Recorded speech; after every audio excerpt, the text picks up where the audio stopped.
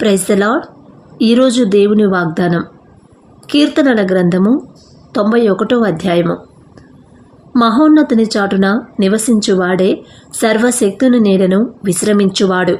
ఆయనే నాకు ఆశ్రయము, నా కోట, నేను నమ్ముకొను నా దేవుడని నేను యెహోవాను గూర్చి చెప్పుచున్నాను.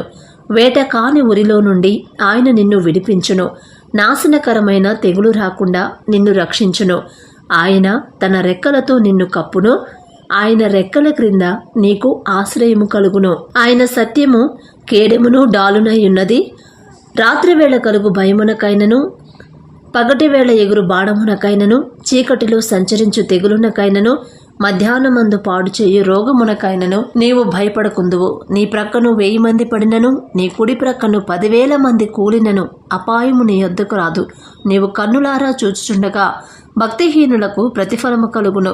యెహోవా, నీవే నా ఆశ్రయము అని నీవు మహోన్నతుడైన దేవుని నీకు నివాస స్థలముగా చేసుకొని ఉన్నావు. నీకు అపాయమేమియూ రాదు. ఏ తెగులును నీ గుడారమును సమీపించదు. నీ మార్గములన్నిటిలో నిన్ను కాపాడుటకు ఆయన నిన్ను గూర్చి తన దూతలకు ఆజ్ఞాపించును. నీ పాదములకు రాయి తగలకుండా వారు నిన్ను తమ చేతుల మీద ఎత్తి పట్టుకొందురు. నీవు సింహములను, నాగుపాములను త్రొక్కెదవు, కొదమ సింహములను, భుజంగములను అణగద్రొక్కెదవు.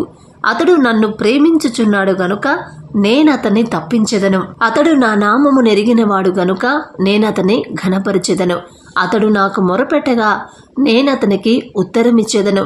శ్రమలో నేనతనికి తోడైయుండెదను. అతని విడిపించి అతని గొప్ప చేసెదను.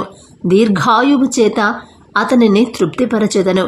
నా రక్షణ అతనికి చూపించెదను. దేవుడి పరిశుద్ధ వాక్యం దీవించునుగాక. ఆమేన్.